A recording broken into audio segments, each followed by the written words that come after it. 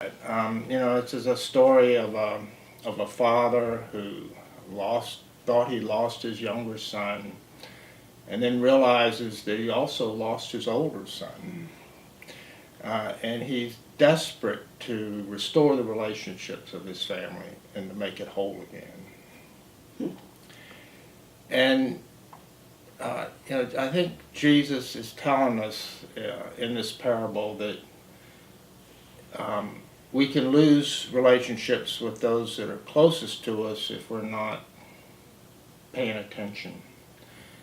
And Jesus also tells us we have choices that we can make if we do lose a relationship. We can be like the father who doesn't wait for the younger son to apologize. He forgives him unconditionally.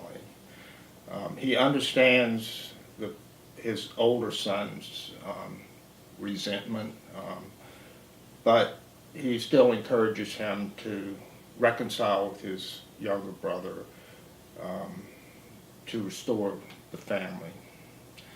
And then, we could also take this situation and be like the older brother and be angry and resentful, but that doesn't really get us anywhere. If we do that, we miss out on the joy that can come from forgiveness. And So the one thing that I had never really honed in on is the word compassion. Mm. So That's what I wrote down right here. all the times of reading it, I was so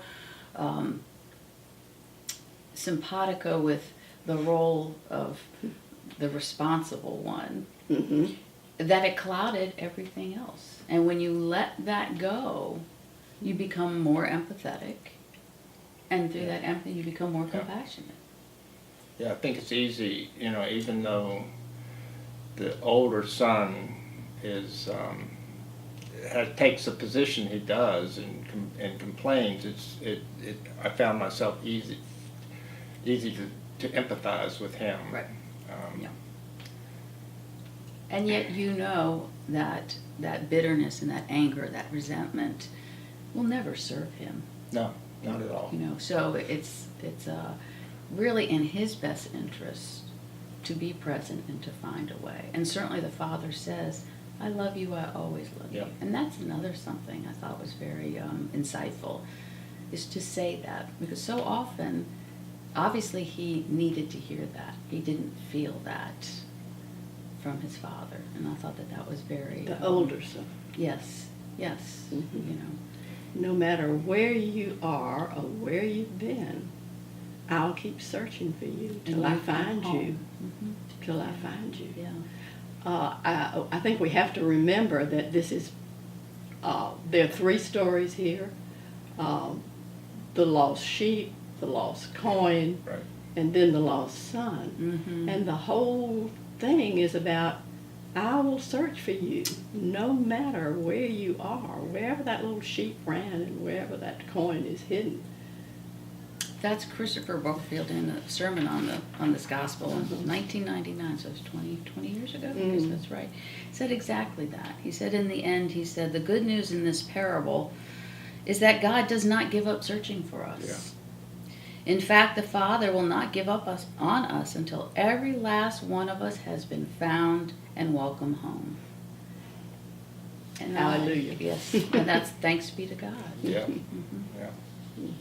Somehow I didn't have time. Well, I don't know. I've had compassion for some time, but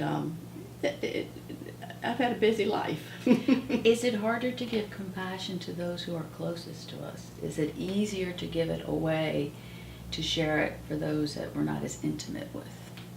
I probably think it is. Yeah, I think Are we more judgmental? Yeah, and just maybe Expectations. not reminded of it until all of a sudden it hits us in the face. And I think our world is telling us that it's right there. Yeah. You need to look.